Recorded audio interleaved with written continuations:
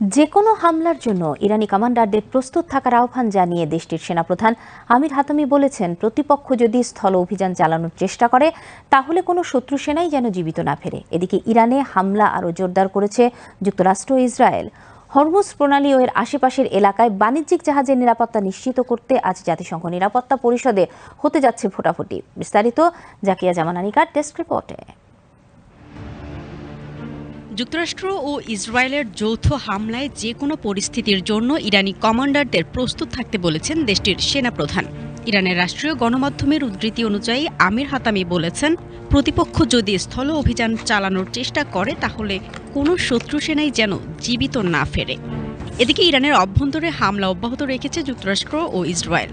আলবরজ প্রদেশের কারাজ শহরে নির্মাণাধীন P1 ব্রিজে চালানো ড্রোন হামলায় নিহতের সংখ্যা বেড়েছে। আহত হয়েছেন অনেক বেসামরিক নাগরিক। ইরানের পররাষ্ট্রমন্ত্রী আব্বাস আরাকচি এই হামলাকে শত্রুর নৈতিক পরাজয় হিসেবে আখ্যা দিয়েছেন।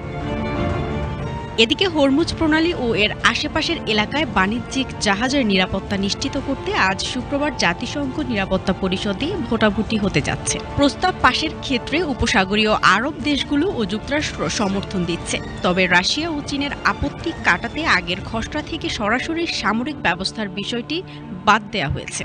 মধ্যপ্রাচ্যের চলমান সংঘাত ঘিরে আন্তর্জাতিক মহলে দেখা দিয়েছে চরম উদ্বেগ। ফরাসি প্রেসিডেন্ট ইমানুয়েল ম্যাক্রো সামরিক শক্তি প্রয়োগ করে হরমুজ প্রণালী মুক্ত করার মার্কিন পরিকল্পনাকে অবাস্তব বলে উড়িয়ে দিয়েছেন। তিনি বলেন, এমন কিছু পক্ষ রয়েছে যারা সামরিক অভিযানের মাধ্যমে শক্তি প্রয়োগ করে হরমুজ প্রণালী মুক্ত করার পক্ষে, যা মাঝে মধ্যে যুক্তরাষ্ট্রের পক্ষ থেকেও ব্যক্ত করা হয়েছে। তবে এটি কখনোই আমাদের পছন্দনীয় বিকল্প ছিল না এবং আমরা একে অবাস্তব বলে মনে করি।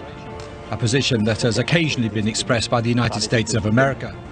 এদিকে মার্কিন সেনাপ্রধান বা chief of staff general Randy জর্জকে পদত্যাগ করে তাৎক্ষণিক অবসরে যেতে বলেছেন দেশটির প্রতিরক্ষা মন্ত্রী পিট হেগসেথ।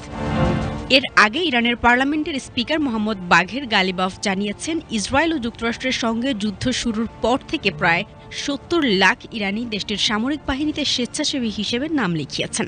অন্যদিকে ইরানকে প্রস্তর যুগে ফিরিয়ে নেওয়ার বক্তব্যে ডেমোক্র্যাট নেতারা বলেছেন, ইরানকে হুমকি দিয়ে ট্রাম্পের দেয়া ভাষণ নিন্দনীয়, ভয়াবহ ও অশুভ মানসিকতার প্রকাশ।